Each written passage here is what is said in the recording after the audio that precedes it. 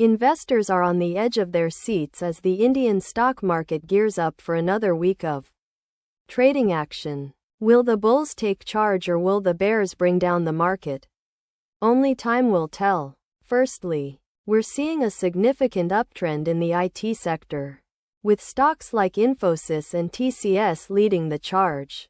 These stocks have been performing exceptionally well, driven by strong demand from the US and Europe, making them a great bet for investors looking to ride the IT wave.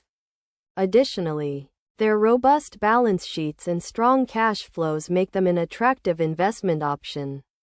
Secondly, the pharma sector is another area of interest. With companies like Sun Pharma and Cipla reporting impressive growth, the sector's growth prospects are driven by the government's initiatives to improve healthcare infrastructure and the increasing demand for generic drugs. Thirdly, the mid-cap space is also looking attractive, with stocks like Bajaj Finance and Maruti Suzuki reporting impressive growth. These stocks offer a mix of growth and value, making them an attractive option for investors looking to diversify their portfolio.